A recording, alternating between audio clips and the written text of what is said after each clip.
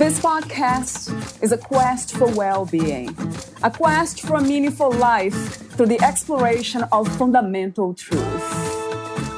Enlightening ideas, insights on physical, mental, and spiritual health. The inspiration is love.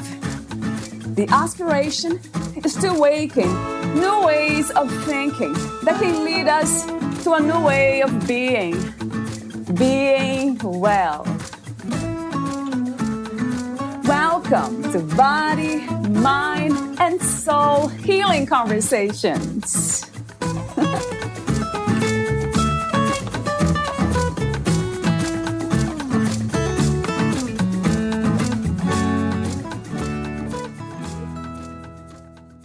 You are experiencing an intentional life. Do you know what it really means to be intentional and what it is like to do, think, and act with intention? And most important, can we all live intentionally? Valeria interviews Kelsey Shad. She is a licensed professional counselor, LPC, in the state of Texas and holds a master's degree in psychology, as well as a master's in counseling from Houston Baptist University, HBU. During her time at HBU, she completed a thesis on media influence and symptoms associated with eating disorders, which led her to practice in both inpatient and outpatient hospital settings that focused on mental health and addiction-related disorders. Through this work, she found purpose and advocacy in helping populations that are deeply stigmatized, as well as underserved. She took this passion to a residential treatment facility, RTC, where she provided therapy services to adolescent females in Child Protective Services, CPS, who had significant trauma history as well as maladaptive behaviors. Currently, Kelsey works at Prosperity Counseling Services, which is a private practice in Katy, Texas. She specializes in trauma work and is trained in eye movement desensitizations reprocessing, EMDR, and trauma-focused cognitive behavioral therapy, TFCBT. Kelsey's passion is rooted in trauma and how attachment styles are impacted. She finds significant value in understanding how we learn to love and how we integrate ourselves into relationships by exploring childhood unmet needs, lack of praise, emotional neglect, and high achievement expectations. Meet Kelsey at psychologytoday.com/us/therapist/Kelsey-Shad-Katie-TX/937-865 and prosperitycounseling.org/staff/Kelsey-Shad-LPC/. Here's the interview with Kelsey Shad.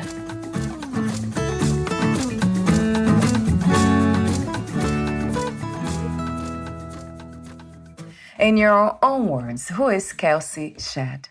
So I would definitely describe myself as being a very, very, very family-oriented person. I think a lot of my friends and family would even say the same thing. They're my brother, my mom, my dad, and my sister-in-law, they're my people. And so I feel like most of my identity is rooted in family aspects. But besides that, like, I just really feel like I'm a very goofy, outgoing, very competitive human. The competitive part, like emphasis. But I'm very passionate person.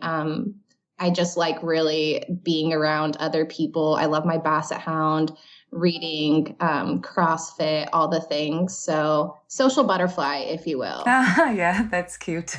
That's beautiful to me because that reflects that idea, this very basic idea that we're all connected, that life is about connection, human connection. That's what I hear from you.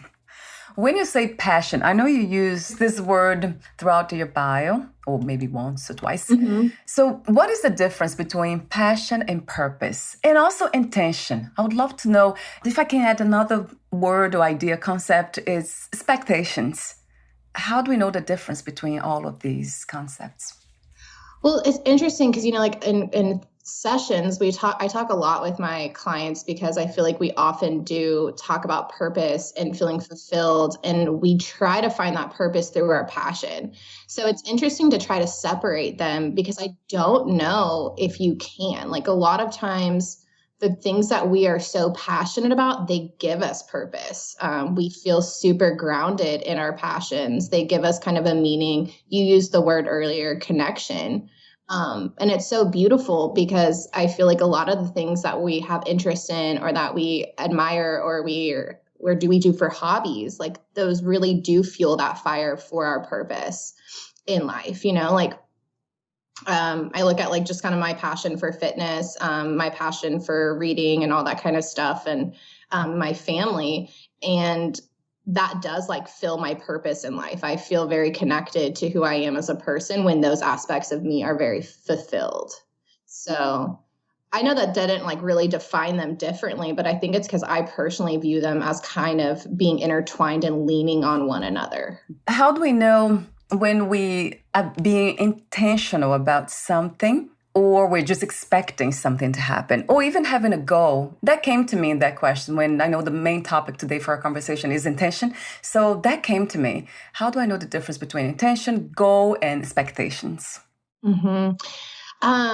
So for me, like expectation is such a difficult word. I oftentimes feel like when we have expectations, depending on where those expectations are rooted from, we can really set ourselves up for disappointment or failure. And so kind of exploring what expectation means for each individual and primarily who's setting that. If our expectation is based on culture, family, society, are we ever going to be able to live up to that?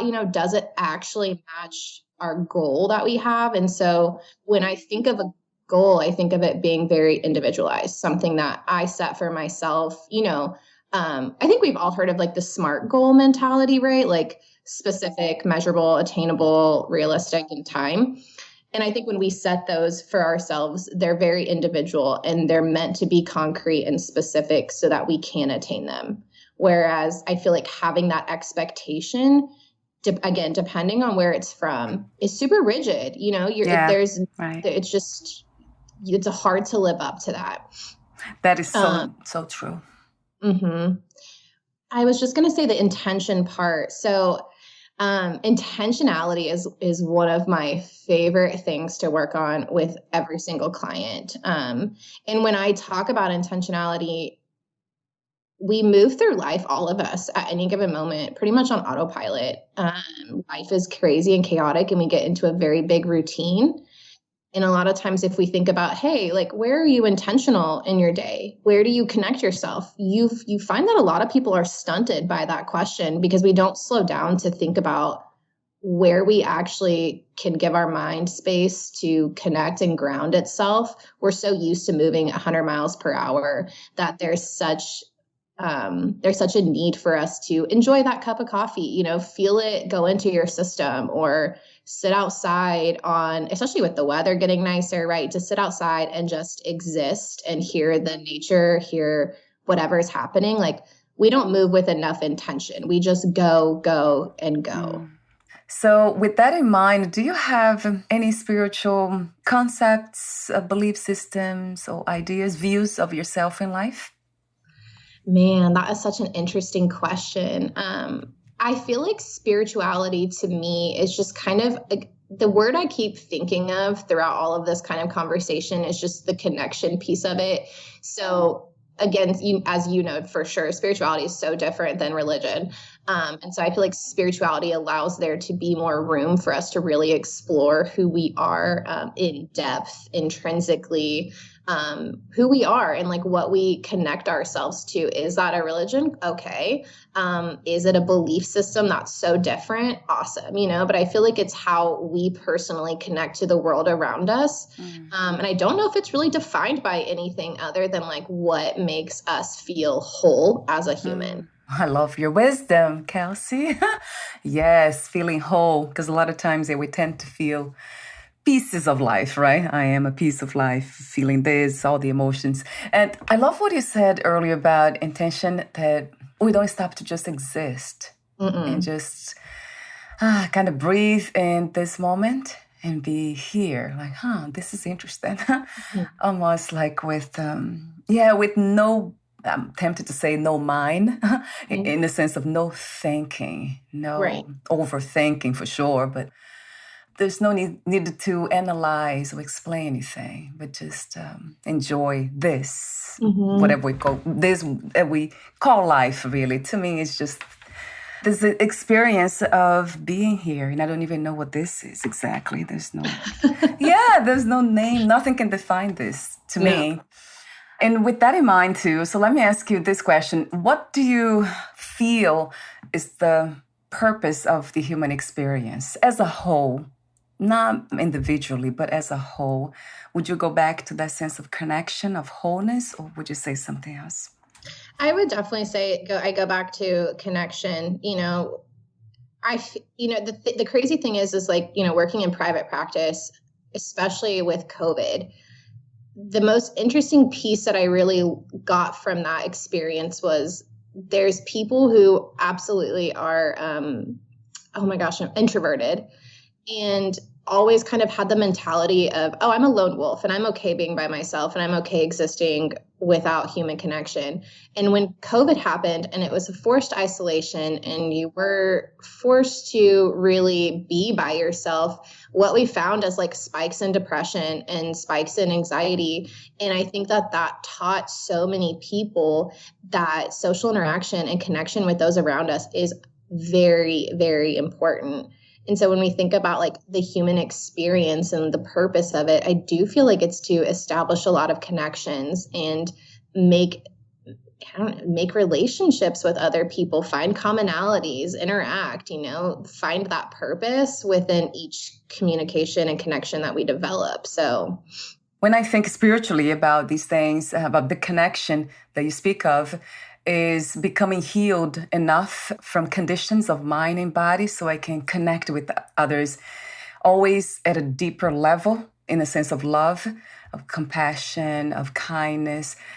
It keeps coming back to me as a practice, almost like something that never ends in a way, just keeps going. How deeper can I get with this connection? How much love can I give? How open can I be to this experience when it's very challenging and difficult? So those are it's a contemplation, really a reflection, but it's a practice. I do that every day. It's a very interesting one too. Not easy.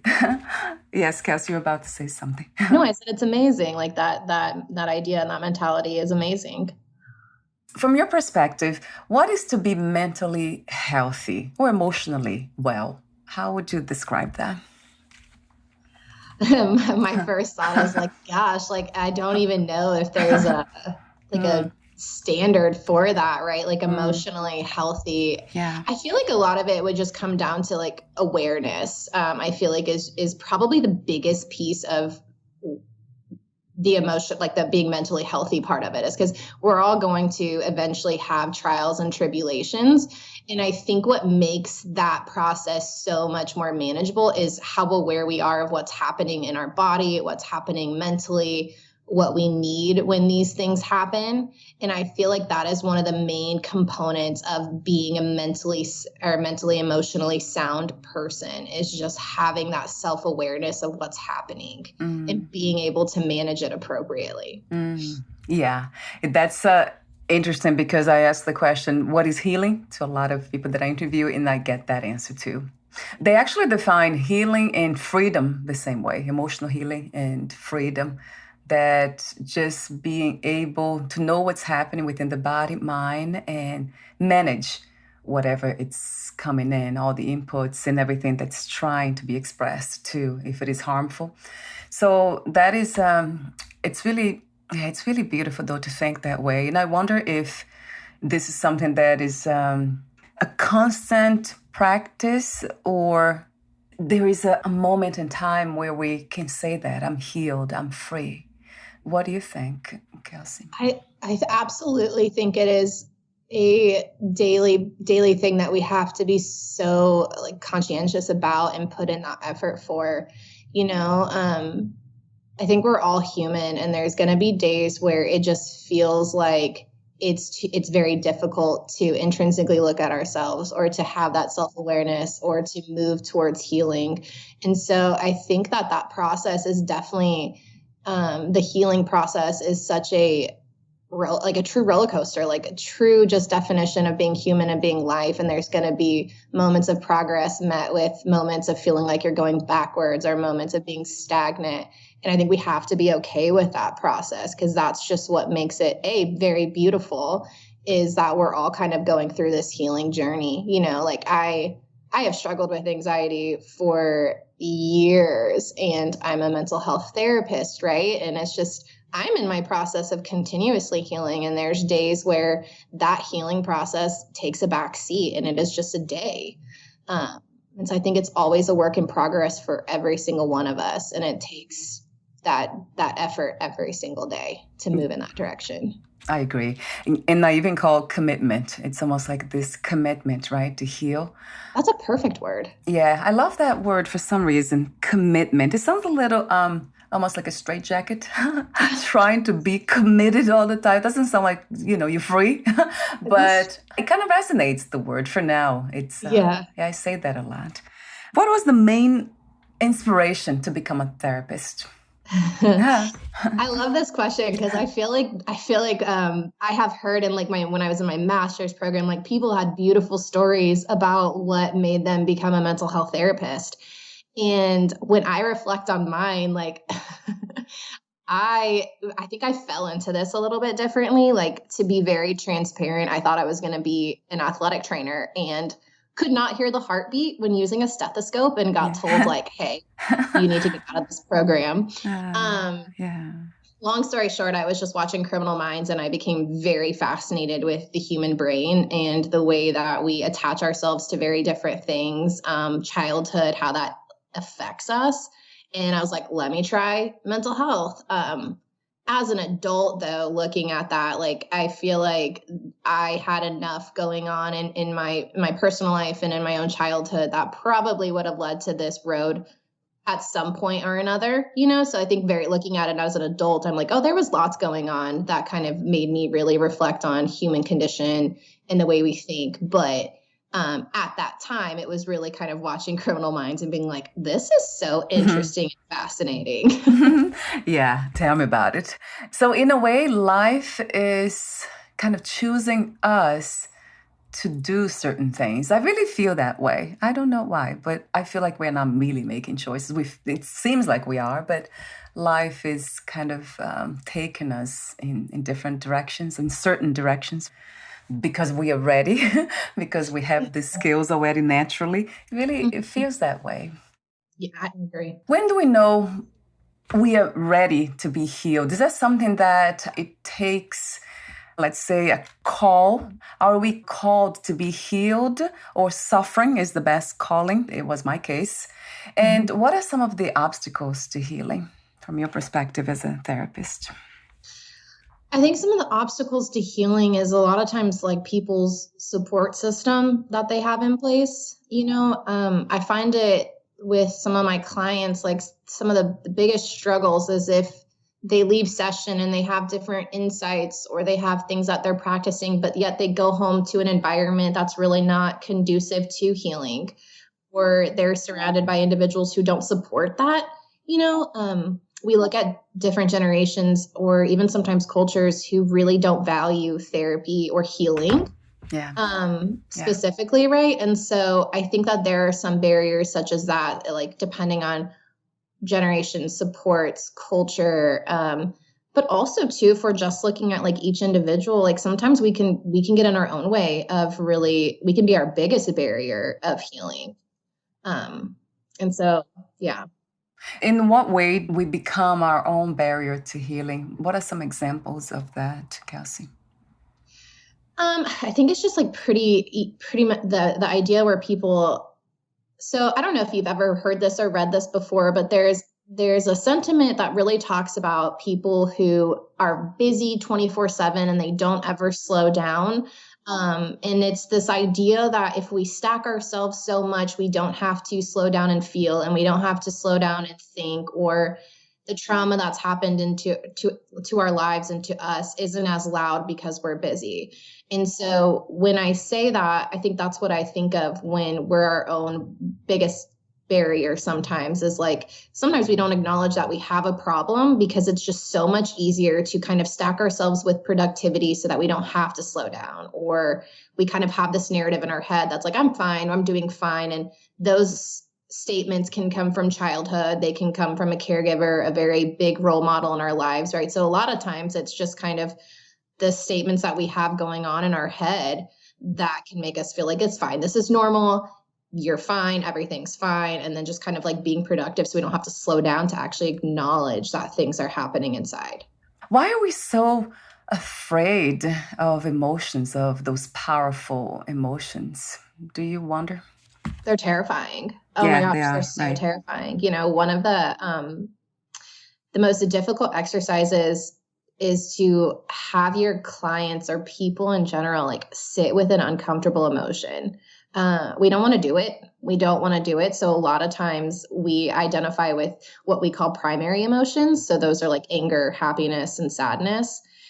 And it's so much easier to say that we're like angry and have that moment than it is to sit in an emotion that's super uncomfortable to find out, oh, I actually feel resentful of this person, or I feel betrayed and I feel hurt. And it's so vulnerable to go there that a lot of times it's easier to be like, oh, no, I'm good. Like, I don't need to talk about that. It's fine. It's scary. I think what it is for me, what has been, is just trying to get along that connection piece. So that has gotten in the way too, because then I quickly kind of dismissed or tried to forget those powerful emotions so I don't go deeper into them. So I don't have to I don't have to let go of people around me, because that's really what it seems something in me is trying to do. Like the emotions are so powerful, you shouldn't be around this person because that's the reason why you're feeling the way you are. But then he had the compassion piece, and I don't know exactly why. Maybe because the spirituality piece too, because I'm so into spirituality that I believe everything, there's no separation, everything is a mirror. So that person's actually showing me what is in me. I'm not seeing something that it's actually happening, but my own reflection. So I guess I try to go as deep as I can. And then that stops me for making those assumptions or even choices of moving away from certain people. So I wonder if that happens with other people too, and yourself, Kelsey.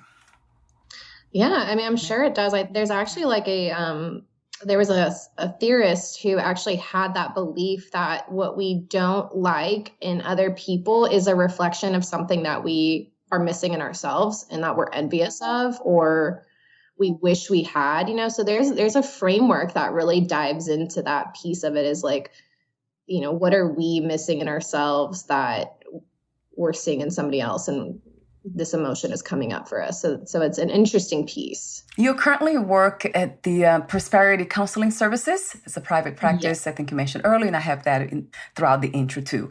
You specialize in trauma work, and you have some methods that you use. Eye movement, desensitization, I'm not sure if I can pronounce that word, EMDR. And then you also have another one, trauma-focused cognitive behavioral therapy. So talk to me about, the approach to mental health that you currently use. So I am trained in EMDR and trauma-focused CBT, but honestly, sometimes those are kind of last resort methodologies for me. And so like my honest approach to mental health, and when individuals come to therapy, whether it's for trauma or self-esteem or whatever, a lot of my approach is truly, and I know it's very cliche, but it is really meeting them where they're at in their exact needs. And kind of feeling that out for them first. You know, there's a lot of times that people come to therapy and the bottom and core of their heart, like they want to be there, but like we were talking earlier, it's terrifying. And so opening that can of worms takes a little bit of time. So if I were to rush into a modality or a theoretical approach, that's intimidating and that's pushy. And so one of my biggest things when working with trauma is to really allow my clients like that space to be comfortable and feel safe to go there. A lot of my approach initially is talk therapy and history gathering and identifying a timeline, identifying commonality themes and habits. And then like if they do get stuck, then we look at EMDR and EMDR is a bilateral stimulation that uses your eye movement to really tap into some of those trauma memories that are trapped. And sometimes when we're unable to talk about them and talk therapy, EMDR kind of brings those to the surface in a comfortable way for some clients. And so it uses dual stimulation. It's a pretty interesting approach, but it's not one that I will immediately do out of the gates, because I think that there's kind of some steps that it takes to get there. So a lot of times, all these emotions, this memory, they call the cell memory, really. Everything stays in the body when we have trauma. Perhaps not everything, but a lot of that, of the trauma. So like has been my case, in a lot of the mental, psychological issues I used to have, I don't have them anymore, but I feel at the level of the body. So is that something that EMDR would help me with in this case? Because I feel only the body becoming uneasy around certain situations, probably remembering the trauma, but the mind's not involved. I mean, it's an interesting kind of concept. I think it would be interesting to see if EMDR would be beneficial, because like my initial thought process to that is like, if there's physical symptoms and we're still feeling that some of this trauma is trapped in our body, I'd be curious through EMDR or even just talking, right? Like if there is something that's still trapped somewhere in our unconscious brain, and that our body is just holding on to it because it's not yet ready to come to that surface. And so that's kind of an interesting point for me, is part of me wonders if it's still somewhere just trapped in that unconscious and we're waiting for it to come out. And EMDR absolutely can do that. Going back to the topic of intention and intentional living, the email you sent me, you mentioned something interesting about the obstacles to living that way intentionally. And you said media comparisons that can create anxiety and depression that gets in the way. Talk to me for a moment about that. I would love to hear more about media comparison, the internet, TV, or all of them. Oh my gosh, all of them. Yeah, we're such a generation in society currently that's so plugged in. Our phone has access to so much, whether people are on the internet or Instagram, TikTok, all the social media platforms, TV, magazines, right? Like you see people's highlight reel, and there's a tendency for all of us to compare someone's highlight reel to our behind the scenes bloopers or our behind the scenes just in general. And it really does create a lot of depression, self-esteem issues, anxiety for individuals who are very plugged in. They're comparing body image to what they see. They're comparing milestones in life to other people. And it's really difficult to feel like you can keep up.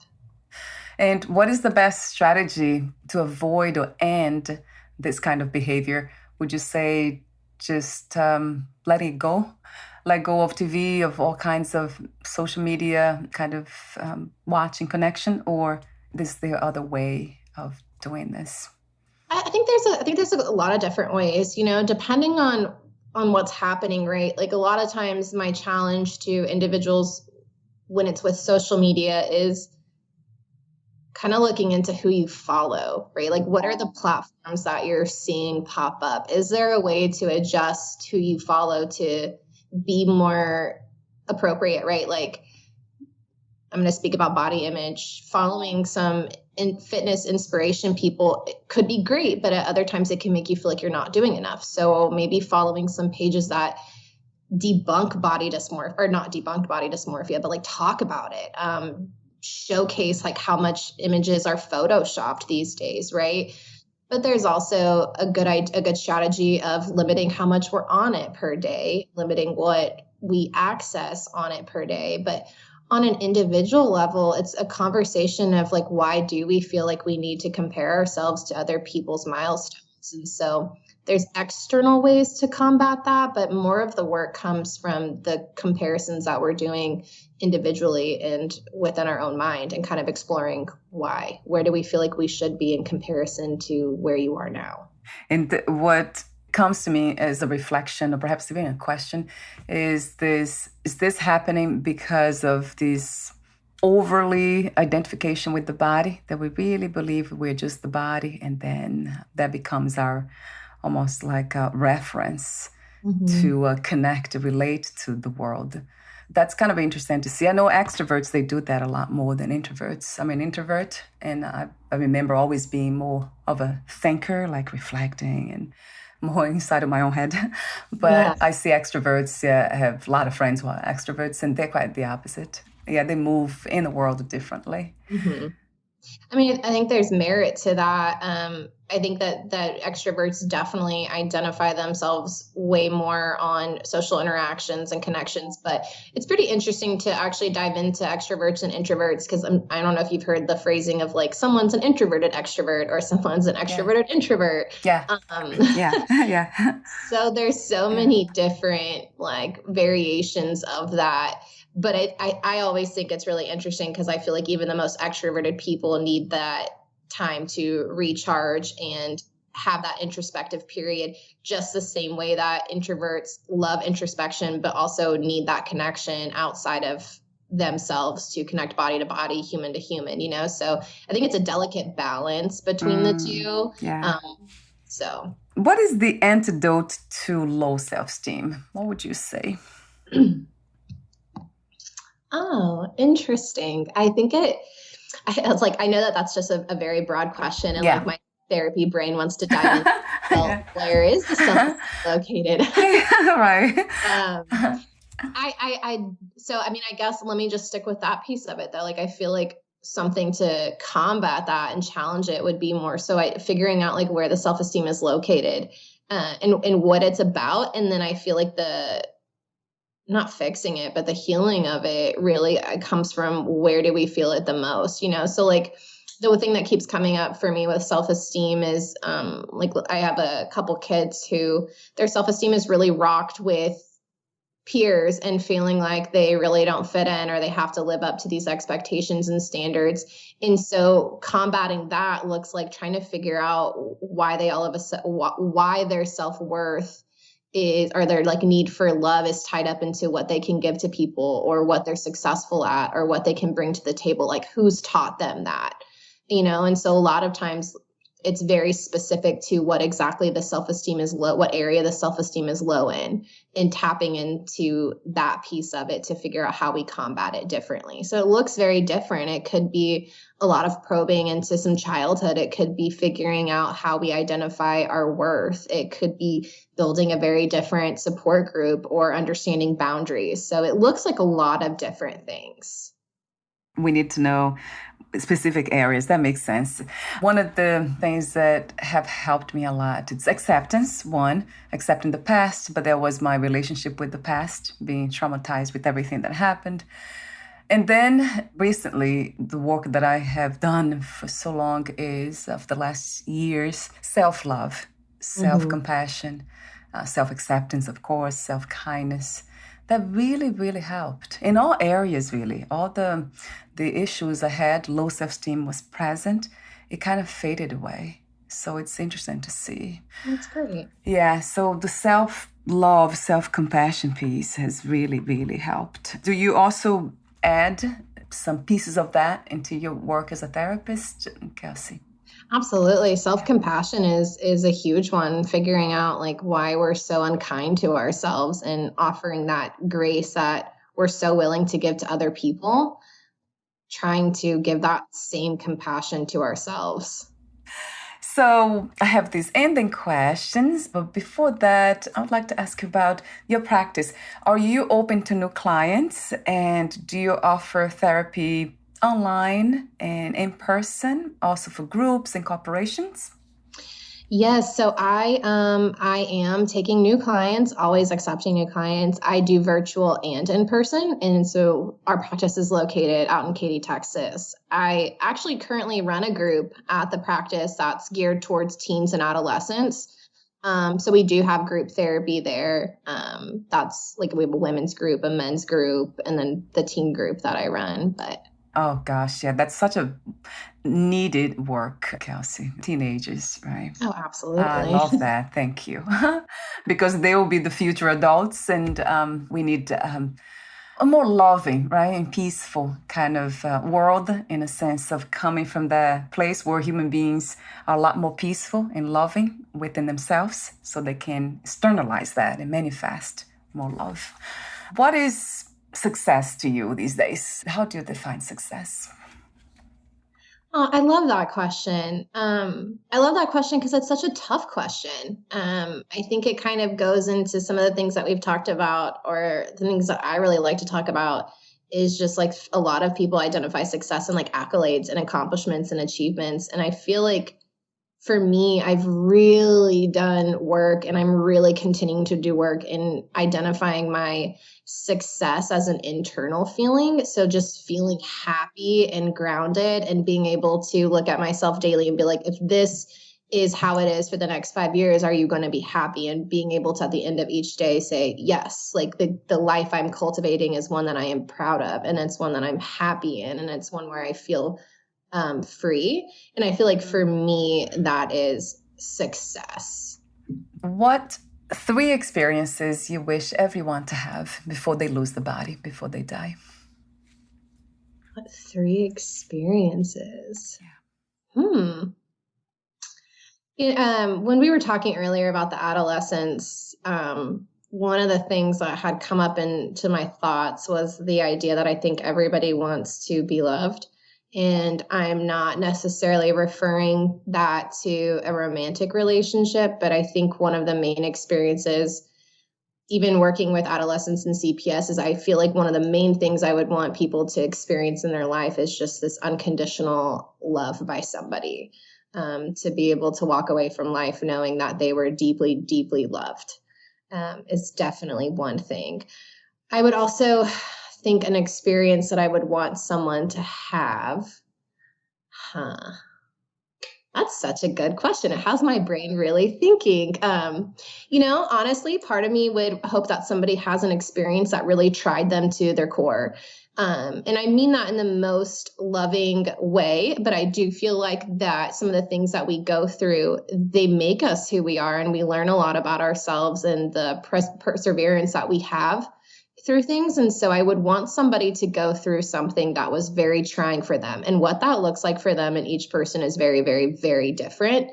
But something that really challenges them to overcome obstacles, something that challenges them to rise from the ashes, right? Like I would hope that people have that experience. And then I also hope people have the experience of just truly being lit with passion and something that they're so happy with, and being in an environment like I was talking about with success. Like I would want other people to experience that just total contentment with the life that they have created. Thank you so much, Kelsey, for your presence in our world, in our reality, for this beautiful intention to help others to understand themselves and become more loving and peaceful, and actually open up to life in a sense of finding deeper connections and hopefully encountering that unconditional love that you speak of. I agree. So before we say goodbye, where can we find more information about you, your work, services, and future projects? So you can find me on Psychology Today. I have my profile up there, but you can also find me definitely on Prosperity Counseling's online website. I hope to do some more work in like attachment-based things, so maybe stay tuned for that. But besides that, those are definitely 2 websites that you can find me on pretty easily. Wonderful. And I'll have the links on your podcast profile too. Awesome. Thank you so much again, Kelsey. And we'll talk soon. Bye for now. Thank you for having me. Thank you.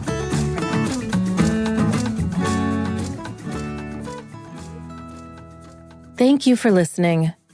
To learn more about Kelsey Shad and her work, please visit psychologytoday.com/us/therapist/Kelsey-Shad-Katie-TX/937-865 and prosperitycounseling.org/staff/Kelsey-Shad-LPC/.